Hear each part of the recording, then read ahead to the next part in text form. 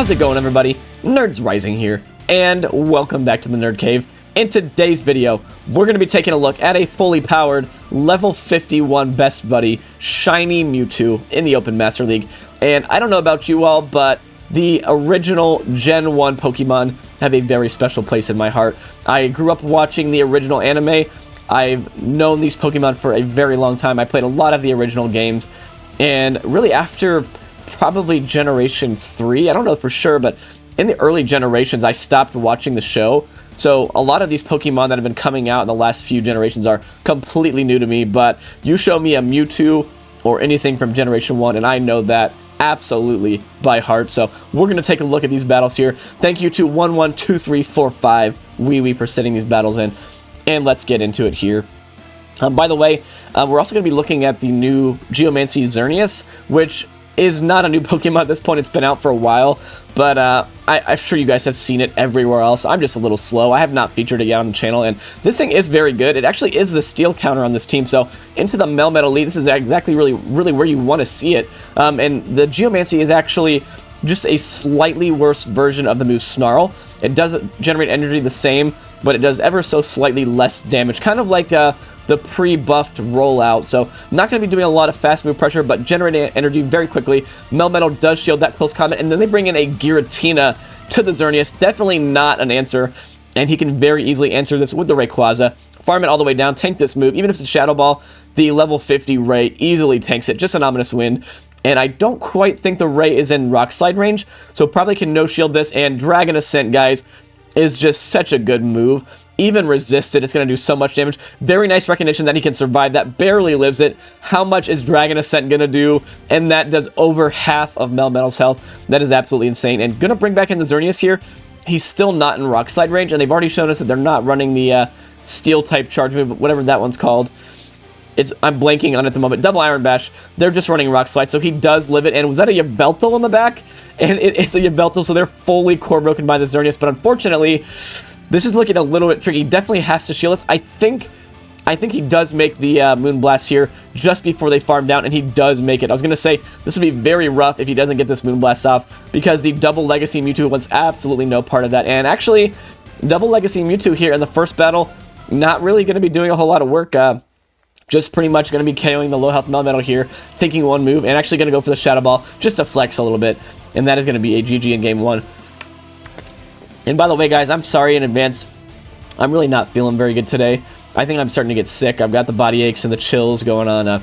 My wife is just recovering from being sick. She was sick for like a whole week almost, and I thought I was going to get away without getting sick, but unfortunately, I think it's happening. So if I seem a little bit more reserved today, that is why. And picks up a very nice lead here in the next battle into a Giratina Altered. You don't see that too often in the Open Master League, and Moonblast is still going to be hitting very hard, so the opponent does respect it. Now, Giratina Altered can definitely live one fairly comfortably, but yeah, still going to be doing a lot, and still can tank these very, very bad Shadow Sneaks very comfortably. That is just a very bad move.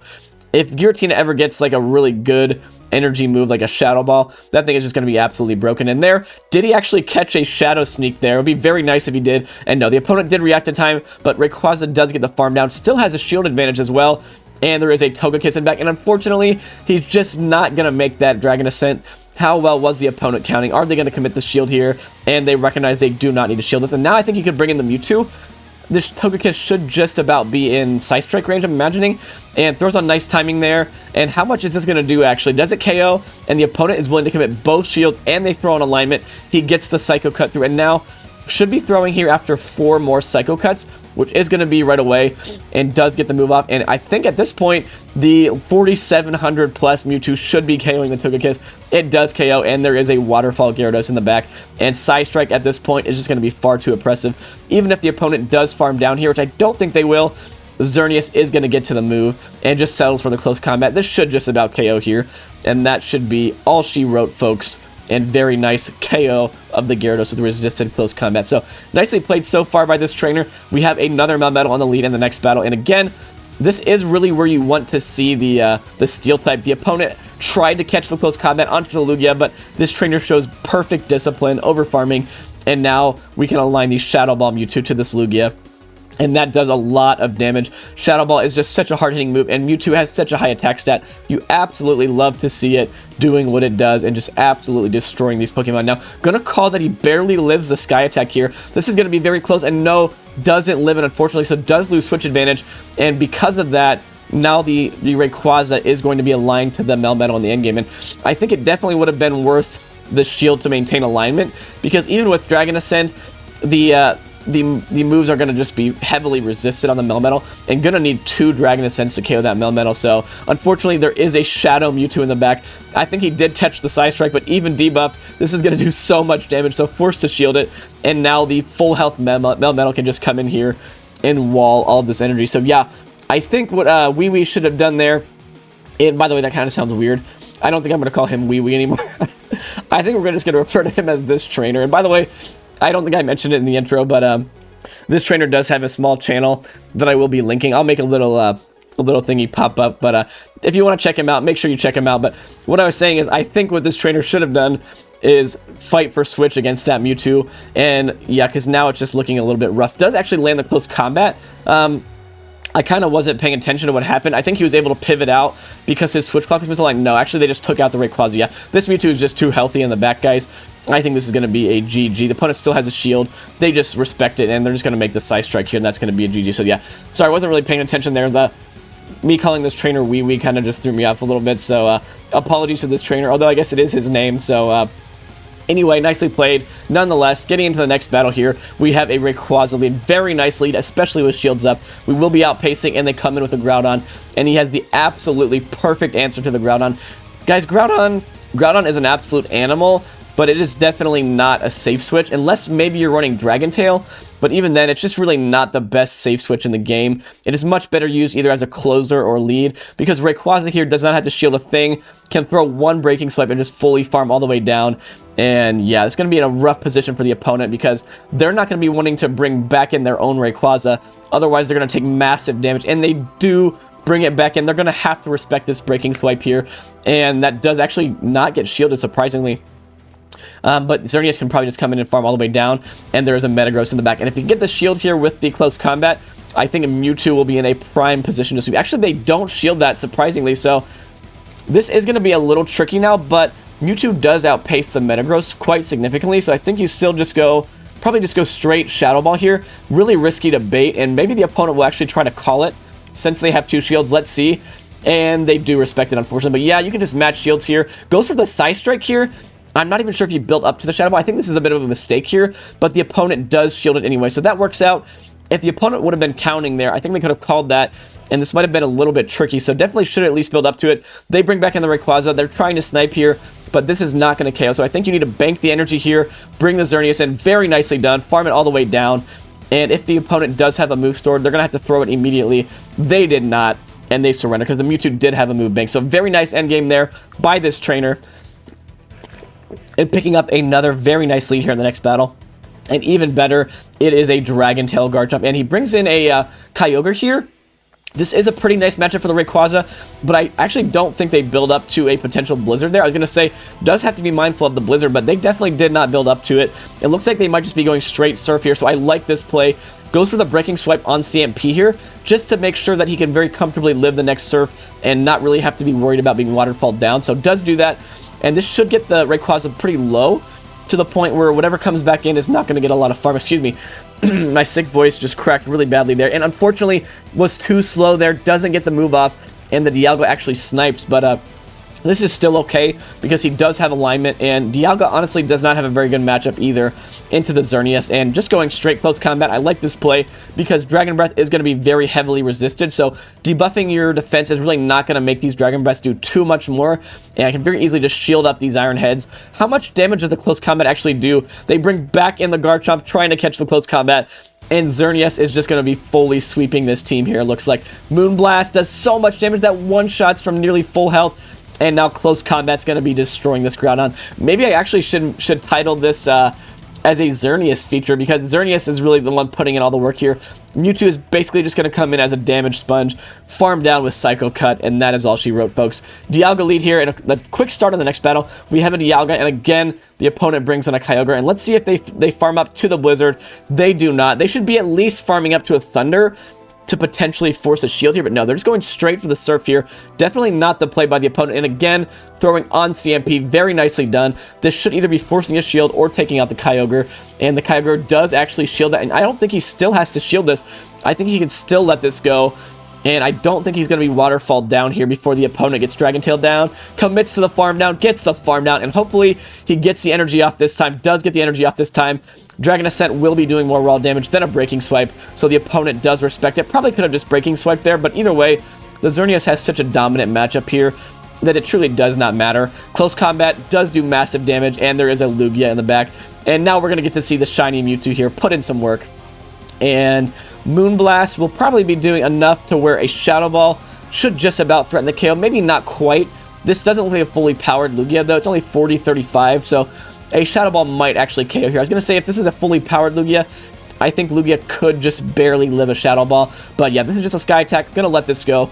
And Shadow Ball should be getting the KO. And then Xerneas will be taking out the Dialga. I like the Overfarm here, guaranteeing that he's going to make a Shadow Ball against the Dialga that comes back in. Shadow Ball does KO, and just knows a Psy Strike's going to KO at this point. Psy Strike does do quite a bit of damage on the Dialga, and Resisted Psy Strike is enough to KO the Dialga, and that is a good game. So very well played by the opponent there. Very well played to this trainer so far. I'm enjoying the way he's playing this. And we have a Mewtwo in the next battle here on the lead. And this is a pretty neutral matchup. I imagine that Mewtwo probably does win this just because they outpace, and Xerneas is going to need 2 moves anyway, and Mewtwo is going to get to 2 Psy Strikes before Xerneas gets to 2 Moonblasts, and the opponent actually went for the Shadow Ball there, so very interesting decision by the opponent, potentially not running Psy Strike, or maybe running like Shadow Ball and Focus Blast. I'm not sure. Let's see. Did they go for another Shadow Ball here?